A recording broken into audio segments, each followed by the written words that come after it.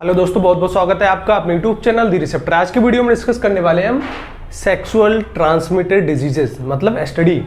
देखो इसमें जो आपका सिलेबस में है उसमें ये दिया हुआ है कीमोथेरेपी फॉर एसटीडी मतलब सेक्सुअल ट्रांसमिटेड डिजीजेस। इसका मतलब ये है कि जो आपकी स्टडी है, जितनी भी सेक्सुअल ट्रांसमिशन से होती हैं बीमारियां, उनमें कौन कौन सी दवाइयां और कितने दिन तक कितने डोज में चलनी होती है ना, तो ये मैनेजमेंट आपके सिलेबस में दिया है ना। देखो अगर हम बात करें एसटीडी की सेक्सुअल ट्रांसमिटेड डिजीज, तो मोस्टली आपका बैक्टीरियल ही होता है, समटाइम वायरल भी हो सकता है, लेकिन जो मेजोरिटी ऑफ केस है एसटीडी के वो है बैक्टीरियल। ठीक है, अब जितनी भी बैक्टीरियल बीमारियां हैं, इसके पहले मैंने यूटीआई डिस्कस किया था, अगर बैक्टीरियल बीमारी है, डिजीज है, डिसऑर्डर है, सिंड्रोम है, कुछ भी है, तो उसमें आपको एंटीबायोटिक का यूज करना है, एंटीबैक्टीरियल का यूज करना है। हाँ, इन केस ऑफ अगर कोई भी एसटीडी आपका वायरल से हो रहा है तो आपको एंटीवायरल वहां पे यूज करना है। आपको बहुत अच्छे से पता है कि बैक्टीरियल के केस में हम केवल एंटीबायोटिक का यूज करते हैं, अगर हमारा फंगस है तो एंटीफंगल, अगर वायरल है तो एंटीवायरल यूज करेंगे। ठीक है, अब तुमको थोड़ा सा ये बताना चाहेंगे कि जितनी भी हमारी एसटीडी की बीमारियां हैं, मैंने आपको बताया कि बैक्टीरियल है, तो अब जो एंटीबायोटिक्स हमने डिस्कस किया था, तो जितनी भी एंटीबायोटिक्स लाइक आपका पेंसिलिन था, माइक्रोलाइड था, अमीनोग्लाइकोसाइड था, टेट्रासाइक्लिन थे, तो ये पूरे यूटिलाइज होंगे आपके स्टडी में एज लाइक आपका यूटीआई में यूटिलाइज हुए थे, उसी तरह आपका होंगे सेक्सुअल ट्रांसमिटेड डिजीज। ठीक है, अब थोड़ा सा हम बात करेंगे भाई एसटीडी क्या होता है। इसके नाम से ही लग रहा है सेक्सुअल ट्रांसमिटेड डिजीजेस मतलब बीमारी, ऐसी कोई बीमारी जो सेक्सुअल कांटेक्ट से ट्रांसमिशन हो रहा है या फिर फैल रहा है। मतलब जब भी आप इंटरकोर्स करते हो या फिर फिजिकल एक्टिविटी करते हो अपने पार्टनर के साथ और वहां पे आपने कॉन्डोम या फिर प्रोटेक्शन का यूज नहीं किया है,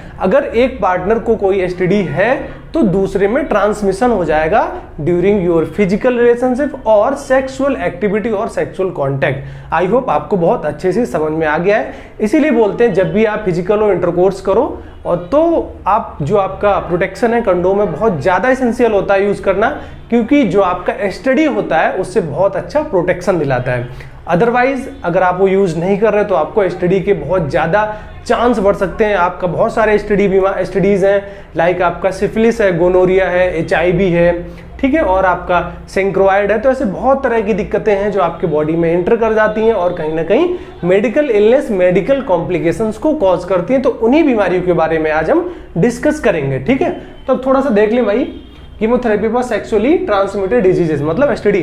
अब देखो एसटीडी को पहले थोड़ा हम समझेंगे, अभी हमने बता भी दिया है, लेकिन अब थोड़ा सा आप देखेंगे क्या लिखा है यहाँ पे, ग्रुप ऑफ इन्फेक्शन। ठीक है, ग्रुप ऑफ इन्फेक्शन इसलिए बोला गया है कि जब भी आपको एसटीडी होता है तो बहुत सारे आपको सिम्टम देखने को मिलते हैं, मल्टीपल सिम्टम देखने को मिलते हैं। और मोस्ट ऑफ दी जो एसटीडी हैं वो क्या होती हैं, शुरुआत के इनिशियल स्टेज पे तो आप प्रिडिक्ट ही नहीं कर पाओगे कि एक्चुअल प्रॉब्लम क्या आ रही है जब तक आप उसका लेबोरेटरी डेटा या फिर कोई डायग्नोसिस नहीं कराओगे ना। तो समटाइम्स ये क्या होते हैं, साइलेंट किलर हो जाते हैं। लाइक किसी पर्सन को गोनोरिया हो गया तो बहुत आपको ब्रॉडली सिम्टम इसको देखने के नहीं मिलते हैं। ठीक है, अभी हम डिस्कस करेंगे सिम्टम के बारे में। दूसरा एग्जांपल की बात करें, किसी को एड्स हो गया तो बहुत उसके ब्रॉड सिम्टम नहीं मिलते हैं। भाई किसी पर्सन को फीवर आ रहा है तो फीवर तो पहले तो आदमी इनिशियल टाइम पे इग्नोर करता है, फिर हो सकता है भाई टीबी की वजह से हो, टाइफाइड की वजह से हो, फ्लू की वजह से, फिर कोई और रीजन हो, तो ऐसे चलते चलते चलते पेशेंट को क्या होता है, लगभग 1-2 साल तो ऐसे ही निकाल देता है वो। अगर हाँ पेशेंट बहुत अवेयर है, अगर उसको लग रहा है कि हमने सेक्सुअल कांटेक्ट किया है, सेक्सुअल एक्टिविटी की है जिसमें हमने प्रोटेक्शन कंडोम को यूज नहीं किया था, ऐसे लोग तो बहुत जल्दी डिटेक्शन करा लेते हैं, अपना लैबोरेटरी टेस्ट परफॉर्म करा लेते हैं। लेकिन जो लोग अवेयर नहीं रहते उनके सामने बहुत बड़ी दिक्कत होती है, और जब भी कोई बीमारी हमारी क्रोनिक फेज पे चली जाती है तो बहुत मुश्किल हो जाता है उसको ट्रीट करना। ठीक है, तो इसलिए इसको बोला गया the group of infection most commonly transmit through sexual contact. हमें आपको पहले बता दिया कि सेक्सुअली कॉन्टैक्ट से फैलता है। ठीक है, accidentally infection through laboratory workers. ठीक है, कुछ चांस होते हैं लेबोरेटरी वर्कर्स के साथ कंटामिनेशन के। इसका रीजन ये है कि जैसे मान लो कोई एड्स का पॉजिटिव पेशेंट है और जो लेबोरेटरी वर्कर्स है, टेक्नीशियंस है, फेल्बोटोमिस्ट है, ब्लड सैंपलिंग कर रहे हैं, तो कहीं ना कहीं हो सकता है ट्रांसमिशन हो जाए, आपकी बॉडी में कहीं वुंड है या फिर और कोई प्रॉब्लम है जिससे ट्रांसमिशन हो सकता है। तो ये थोड़ी सी पॉसिबिलिटी हो सकती है। इसके अलावा मान लो आप शेविंग कराने गए और जो नाई है वहाँ पे कोई पॉजिटिव पर्सन है और उसका उसमें यूज किया और वही आपका जो इंस्ट्रूमेंट है आपको यूज कर रहा है शेविंग में, तो ऐसी कुछ दिक्कतें हो सकती हैं, लेकिन उनकी पॉसिबिलिटी थोड़ी सी कम होती है। हम ना नहीं बोल सकते, नेग्लेक्ट नहीं कर सकते, पॉसिबिलिटी होती है, लेकिन जो आपकी हाईली पॉसिबिलिटी होती है वो केवल होती है सेक्सुअल कांटेक्ट। इसके अलावा बहुत सारे रीजन होते हैं। ठीक है, तो इसलिए बोला गया accidental infection through laboratory workers mode of transmission, ठीक है। तो laboratory workers also mode of transmission, ठीक है। इसके अलावा जो प्रोस्टिट्यूशन करती हैं फीमेल्स, उनके साथ भी बहुत बड़ी दिक्कत रहती है, ठीक है। तो वहां पे बहुत जल्दी पॉसिबिलिटी होती है फैलने की। अब देखेंगे बहुत सारे हमने एग्जांपल लिखे हुए हैं जो स्टडी की कैटेगरी में आते हैं। हम यहाँ पे डिजीज डिस्कस नहीं करेंगे, हमने आपको बेसिक बता दिया, क्योंकि पैथोफिजियोलॉजी नहीं है कि हम आपको एक डिजीज के बारे में एक्सप्लेन करें, ठीक है। बेसिक हमने बता दिया इसमें क्या होता है। अब देखो कुछ एग्जाम्पल लिखे हैं, लाइक आपका सिफिलिस, वेल नोन हमारा एसटीडी है। Gonorrhoea, non gonococcal urethritis, it is NGU। उसके बाद हमारा है सैंक्रोइड, लिम्फोग्रेनुलोमा वेनेरियम, ठीक है। इसके बाद है ग्रेनुलोमा इंगुइनले, ठीक है। Vaginitis, genital warts, AIDS and hepatitis B, only hepatitis B, ये आपको याद रखना है, ठीक है। अब देखो कुछ लक्षण बहुत ही यूनिक फीचर है इनके पास, देखो क्या है। एनोजेनाइटल अल्सर, अगर किसी पर्सन को एसटीडी की दिक्कत आती है तो एनोजेनाइटल अल्सर के चांस रहते हैं। अब एनोजेनाइटल अल्सर किसको बोलते हैं? एनोजेनाइटल, जो आपका एनोजेनाइटल रीजन है वो आपका रेक्टम से जेनाइटल एरिया है, वहां तक का जो डिस्टेंस है वो रीजन है, उसको हम बोलते हैं एनोजेनाइटल रीजन। वहां पे दिक्कत आती है, अल्सर्स की प्रॉब्लम होती है।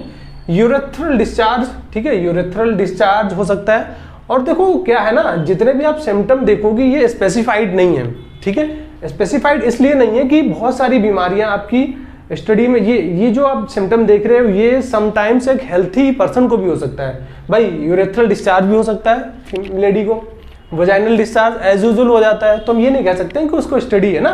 लोअर एब्डोमिनल पेन, ये भी बहुत स्पेसिफाइड नहीं है। लोअर एब्डोमिनल पेन तो भाई यूटीआई के केस में भी आ सकता है, कोई प्रेग्नेंट लेडी है उसके केस में भी आ सकता है। तो इसके सिम्टम में बहुत स्पेसिफाइड नहीं है, इसलिए एक और रीजन है कि हम बहुत जल्दी पकड़ नहीं पाते हैं बीमारी को, ठीक है। तो एनोजेनाइटल अल्सर हो गया, यूरेथ्रल डिस्चार्ज हो गया। डिसयूरिया मतलब जो यूरिन है थोड़ा सा पास करने में प्रॉब्लम आती है, डिस्कम्फर्ट या फिर डिफिकल्टीज आती हैं। यूरेथ्राइटिस, यूरेथ्रा में इन्फ्लेमेशन आ जाता है। Vaginal discharge as usual vaginal discharge हो सकता है आपका, डिफरेंट कलर्स का डिस्चार्ज आ सकता है, ठीक है। लोअर एब्डोमिनल पेन मतलब पेट के नीचे हिस्से में पेन की संभावना हो सकती है। बात करें भाई की regimen for treatment of study. अब देखो जो रेजिमेन हमने यहाँ पे लिखा हुआ है वो ड्रग ऑफ चॉइस है, मतलब फर्स्ट लाइन ड्रग है जो भी हमने बीमारी यहाँ पे लिखी हुई है। देखो चीज और समझ लो, अगर हम बोले फर्स्ट चॉइस ऑफ ट्रीटमेंट या फिर drug of choice, this is DOC, या फिर हम बोले फर्स्ट लाइन ऑफ ड्रग, तो बात वही है, ठीक है। तो डीओसी जितनी भी हम दवाई इसमें डिस्कस करेंगे वो सब डीओसी हैं, ठीक है, ड्रग ऑफ चॉइस है बीमारी के लिए। देखो पहला यहाँ पे अगर हम बात करें गोनोरिया, ठीक है, अगर हम पहले एसटीडी की बात करें तो गोनोरिया के केस में क्या है, जैसे मैंने आपको बताया था कि जो इसमें पूरी जितनी आपकी दवाइयां यूज हो रही हैं वो मोस्टली है एंटीबायोटिक, ठीक है। पेंसिलिन हो सकता है आपका, अमीनोग्लाइकोसाइड हो सकता है, माइक्रोलाइड हो सकता है, फिर टेट्रासाइक्लिन्स। और स्पेशली इसमें ऐसी एंटीबायोटिक्स को यूज करते हैं जो बहुत ज्यादा ब्रॉड स्पेक्ट्रम एक्टिविटीज हो करती हैं, बहुत ज्यादा पोटेंशियल एक्टिविटी होती है, उनको इस कैटेगरी में हम मेहमान देखते हैं और देखते हैं कि भाई जो माइक्रो ऑर्गेनिज्म है उससे कितनी अच्छी उनकी बॉन्डिंग हो रही है, कितना अच्छा वो इनहिबिट कर रही है उसको, ठीक है। तो अगर गोनोरिया की बात करें तो इसमें हम एमॉक्सिसिलिन 3 ग्राम ओरल देते हैं या फिर एम्पेसिलिन 3.5 ग्राम ओरल प्लस प्रोवेनेसिड 1 ग्राम और सिंगल डोज। ये ट्रीटमेंट चलता है हमारा गोनोरिया के केस में, ठीक है। आपको एमॉक्सिसिलिन और एम्पेसिलिन पता होगा, पेनिसिलिन कैटेगरी की ड्रग है हमारी ये। बात करें सेकंड एसटीडी की तो हमारे पास है सिफिलिस। सिफिलिस के केस में हम बेंजोथीन का यूज करते हैं, पेनिसिलिन 2.4 MU, MU मतलब होता है मिलियन यूनिट, और 1 मिलियन यूनिट का मतलब होता है 0.6 ग्राम। IM देंगे 1 to 3 वीकली इसको यूज करते हैं, ठीक है। या फिर क्या करेंगे, पेनिसिलिन G को यूज करेंगे, कितनी डोज पे 1.2 MU IM, और इसको चलाएंगे हम 10 दिन तक, 10 डेज, ठीक है। जो हमारे पास तीसरी बीमारी है वो है क्लेमाइडिया ट्रैकोमैटिस। इसके केस में क्या होता है भाई, एजिथ्रोमाइसिन 1 ग्राम ओरल सिंगल डोज यूज करते हैं या फिर doxycycline 100 mg BD oral for 7 days. मैंने आपको बताया था कि जितनी भी एंटीबायोटिक है मोस्टली माइक्रोलाइड, टेट्रासाइक्लिन्स, अमीनोग्लाइकोसाइड्स या फिर पेनिसिलिन कैटेगरी ड्रग को यूज करते हैं। तो यहाँ पे आपने देखा जो एजिथ्रोमाइसिन है आपकी माइक्रोलाइड है, बहुत अच्छी दवाई मानी जाती है, केवल 1 ग्राम ही सिंगल आपका क्लेमाइडिया से छुटकारा दिला सकती है। या फिर हम यूज करते हैं डॉक्सीसाइक्लिन, तो डॉक्सीसाइक्लिन हमारी क्या है, टेट्रासाइक्लिन कैटेगरी की एंटीबायोटिक 100 mg BD ओरल और लगभग 7 डेज का ट्रीटमेंट चलता है। जो हमारी फोर्थ डिजीज है एसटीडी वो है जो ग्रेनुलोमा इंगुइनले का केस है, उसमें कौन सी 3 ऑप्शन है हमारे पास, टेट्रासाइक्लिन 500 mg दिन में 3 बार QID और 3 वीक तक चलाना है, या फिर क्या करना है, दूसरा ऑप्शन है हमारे पास डॉक्सीसाइक्लिन 100 mg बीडी, और कितने दिन तक चलाना है, ये भी हमें 3 वीक्स तक चलाना है। इसके अलावा हमारे पास एजिथ्रोमाइसिन 500 mg फॉर 7 डेज। अगर हम टेट्रासाइक्लिन चला रहे हैं तो लगभग 3 वीक्स यूज करना पड़ेगा। अगर हम बात करें माइक्रोलाइट एजिथ्रोमाइसिन की तो लगभग 7 डेज हमारा ट्रीटमेंट चलेगा 500 mg पे।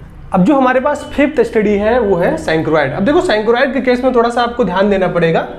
यहाँ पे जो हमारी दवाई सिर्फ ट्रियाजोन यूज हो रही है और जो उसका डोज है 0.25 ग्राम IM सिंगल डोज यूज कर रहे हैं। और जो आपको पता होना चाहिए, जो सिर्फ ट्रियाजोन है आपकी वो है सेफेलोस्पोरिन 3rd जनरेशन पैरेंटरल की दवा है, ओरल नहीं है। और इसके अलावा अगर आपको सेफेलोस्पोरिन यूज करना है तो कर सकते हो, या फिर आपको यूज करना पड़ेगा एजिथ्रोमाइसिन 1 ग्राम ओरल सिंगल डोज। अब जो देखो हमारा जेनाइटल हर्पीस सिंप्लेक्स है, ये थोड़ा सा वायरल की कैटेगरी में आता है, तो इसमें हम एंटीवायरल यूज करेंगे। कौन कौन सी दवाई हमारे पास, एसाइक्लोवीर यूज करेंगे 200 mg, दिन में 5 बार यूज करेंगे। कितने दिन तक, 10 दिन तक, ठीक है। Aciclovir 200 mg 5 times a day for 10 days, clear. इसके अलावा अगर आपको यूज नहीं करनी है, दूसरी हमारे पास है वालासाइक्लोवीर 0.5 टू 1 ग्राम बीडी, दिन में 2 बार और लगभग 10 दिन तक यूज करना है। अगर हम ट्रैकोमोनास वेजाइटिस की बात करें, इसमें हम मेट्रोनिडाजोल 2 ग्राम सिंगल डोज ओरल या फिर 400 mg TDS फॉर 7 डेज तक यूज कर सकते हैं, ठीक है। अब आपको पता होना चाहिए जो मेट्रोनिडाजोल है वो क्या है, एंटी एमेबिक एक्टिविटी रखता है, लेकिन ये आपका एसटीडी में भी यूज हो रहा है, आपका ट्रैकोमोनास वेजाइटिस में भी यूज हो रहा है। अगर आपका कोई डाउट है किसी दवा को लेके, किसी ड्रग को लेके, तो हमारा जो एंटीबायोटिक का वीडियो है वहां पे आपको विजिट करना पड़ेगा, तो आपको वहां से पूरी इंफॉर्मेशन मिल जाएगी, ठीक है। हमने ड्रग के बारे में डिस्कस नहीं किया है, मैकेनिज्म ऑफ एक्शन के बारे में नहीं दिखाया है, क्योंकि हमने पहले ऑलरेडी जितनी भी एंटीबायोटिक है कवर कर रखी है। तो आप वहां पे विजिट करके आप वहां से पढ़ लीजिए, थोड़ा सा अंडरस्टैंडिंग कर लीजिए, तो आपको एग्जैक्टली मैकेनिज्म ऑफ एक्शन समझ में आ जाएगा कि हम स्पेशली पर्टिकुलर ड्रग्स को डीओसी क्यों रख रहे हैं किसी भी स्टडी के लिए। दोस्तों आई होप आपको वीडियो अच्छा लगा होगा, कंटेंट अच्छा लगा होगा। अगर आपका कोई कमेंट है तो most welcome in my comment section. Thank you.